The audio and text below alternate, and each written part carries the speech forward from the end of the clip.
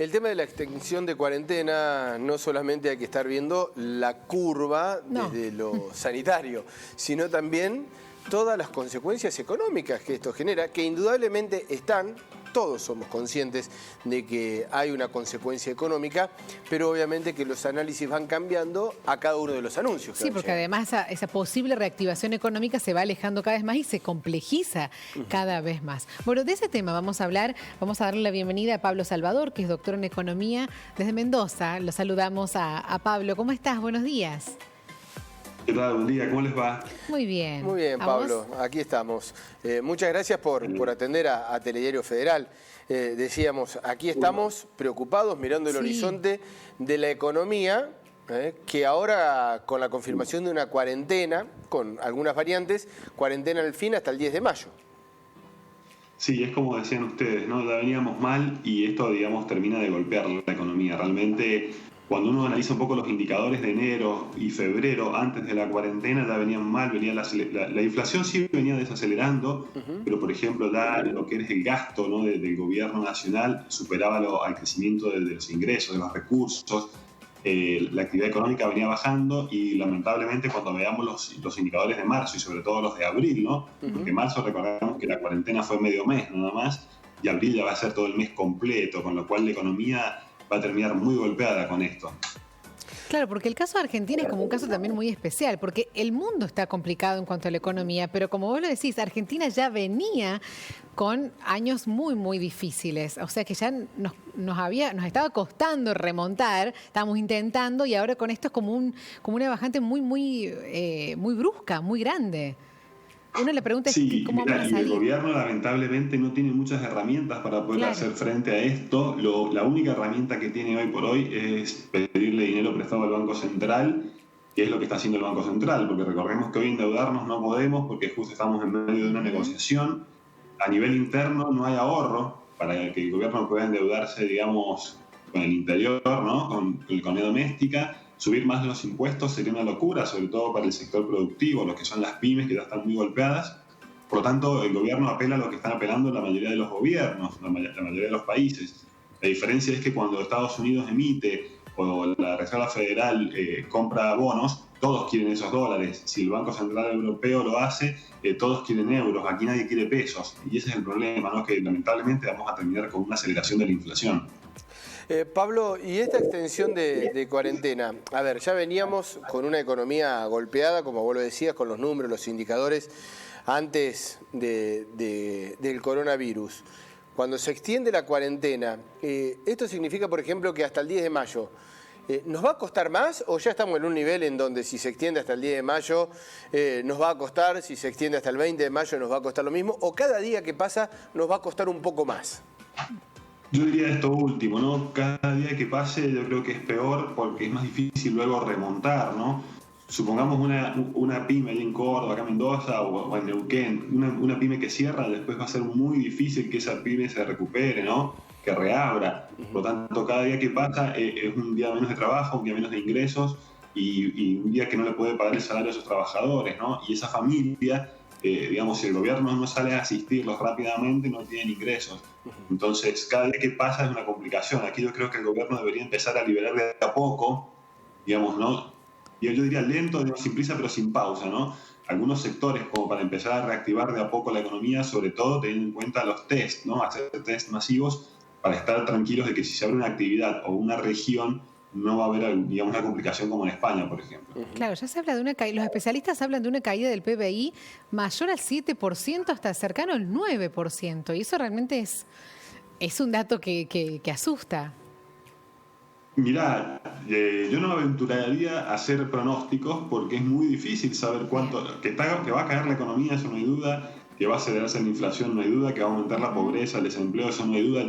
Ponerle un porcentaje, un número es muy difícil porque, mira, todavía no sabemos si estamos siquiera en la mitad de lo que es la pandemia a nivel país, ¿no? No sabemos cuándo se va a encontrar una solución a nivel mundial para esta pandemia, con lo cual puede seguir cayendo esto y es muy aventurado a hacer pronósticos, pero sin duda va a ser un año muy malo.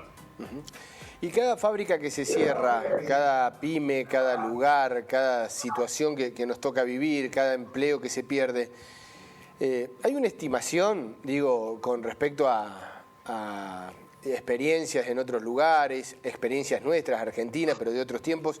¿Cuánto cuesta recuperar? ¿De qué depende? ¿Cuáles son las variables? ¿Tiene mucho que hacer el Estado allí? ¿Tiene que armar un plan rápido? ¿Tiene que tenerlo? Mira, para que tengamos una idea, en Argentina hay más o menos 600.000 empresas, aproximadamente, ¿no? 600.000, de los cuales más del 95% de las empresas son pymes, y entre estas pymes dan empleo formal al 70% de los trabajadores registrados, y si le agregamos el empleo negro, estamos hablando de casi el 85-90% del empleo total del país, con lo cual una pyme que se cae, digamos, arrastra un montón de cosas, ¿no? No solamente esa empresa, esa producción, sino familias enteras. Yo creo que en este sentido el gobierno está sabiendo asistir, ¿no?, a los monotributistas, a los trabajadores autónomos, a las pymes. Yo creo que por ahí va el camino, ¿no? Tiene que asistirlo, mientras dure la cuarentena, el gobierno tiene que salir a asistir al sector privado. Hay que tratar de mantener activa la producción, porque la producción que se cae, cuando reabra la economía, va a haber mucha demanda, ¿no? Y va a haber poca producción. Entonces esto incluso va a generar mayor presión aún sobre los precios, que van a venir acelerados. Y con respecto a... Vos hacías, me parece que está bueno segmentarlo, ¿no? En marzo tuvimos del 20 de marzo hasta fin de mes la cuarentena, abril completo, bueno, y ahora hasta el 10 de mayo. Esta segmentación de un mes incide mucho a lo que es ni más ni menos esa cuenta que se tiene que hacer para asistir y demás, porque tenemos un mes completo parado, absolutamente. Sí, totalmente, y yo creo que esto lamentablemente se va a extender en el tiempo. Yo no creo que finalice el 10 de mayo. No. Hay muchos sectores que van a seguir cerrados y lamentablemente hasta marzo, por ejemplo, yo creo que las empresas muchas han podido quizás no un poco sostener a sus trabajadores, sus sueldos, los salarios, ¿no? El problema es en abril, en el que no se trabajó absolutamente nada. Entonces ahí es donde tiene que estar el gobierno apoyando, respaldando, sosteniendo a estas pymes, a los trabajadores autónomos, a los monotributistas, y va a tener que seguir haciéndolo. El costo, ya lo sabemos, va a ser una aceleración de la inflación. Ya luego dependerá que el Banco Central implemente alguna medida, salga el rescate de esos pesos, ¿no? Es decir, como fueron las LEVAX en su momento o como son las LELIQ ahora, algo va a tener que hacer el Banco Central para sacar pesos de la economía para que no haya una hiperinflación. Pero lamentablemente hoy no hay más remedio que salir a sostener estos sectores que no han podido facturar, ¿no? Sí, porque además son muchos los sectores que están muy, muy mal, porque además el gobierno fue anunciando algunas medidas, algunas ayudas, créditos, estas ayudas de 10.000 pesos, pero no llegaron a todos tampoco, y además tampoco alcanza. Exacto, fue una implementación, digamos, que si bien, digamos, el gobierno reaccionó por ahí, la implementación se tardó más de lo que el gobierno esperaba y de lo que las empresas esperan, ¿no? Y como vos decís, 10.000 pesos quizás para abril, para complementar algo, puede servir.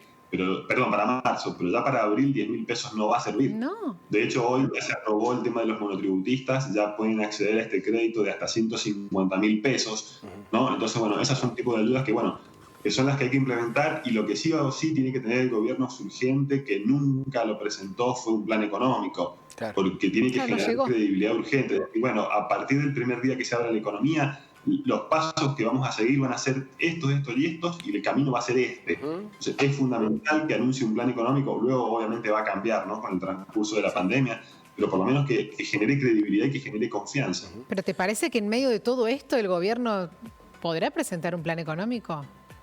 Sí, por ejemplo, el Banco Central ya podría salir a decir qué va a hacer para que no haya hiperinflación, porque ya vos fíjate que todos los economistas empiezan a hablar, los más optimistas hablamos de aceleración de la inflación. Los más pesimistas ya hablan de hiperinflación y de inflación de 3 dígitos para el año que viene. Entonces es muy importante que el Banco Central salga a calmar un poco los ánimos, ¿no? Y el gobierno a su vez también hace algún tipo de línea, algún lineamiento general por lo menos, ¿no? Porque si no, esto, digamos, puede ir para peor. Pablo, te consulto porque uno escucha distintos referentes, hace alguna lectura.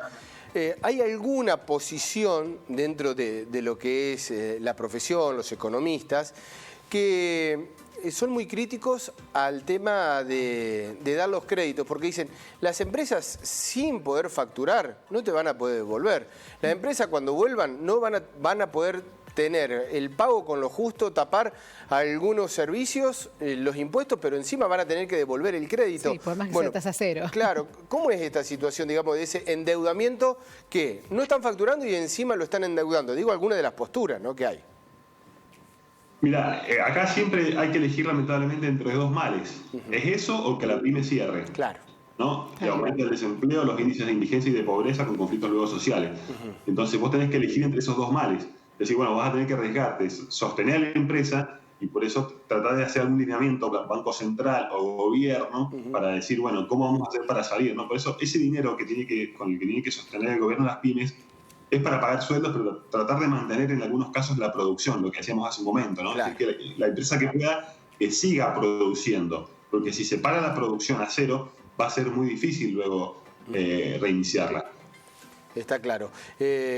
Bueno, la extensión ya se sabía, vos lo decías también, la expectativa es que se extienda. ¿Hay que tener algo más que paciencia en la economía o qué se pide?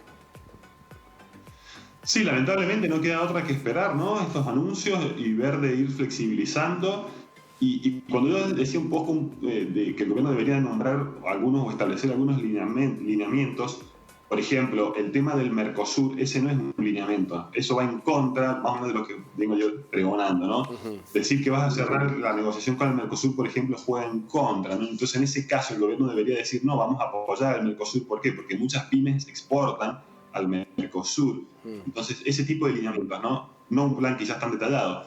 Y lamentablemente, bueno, vamos a tener que esperar a ver que pase esto lo más pronto posible y que el gobierno pueda ir habilitando de a poco algunos sectores.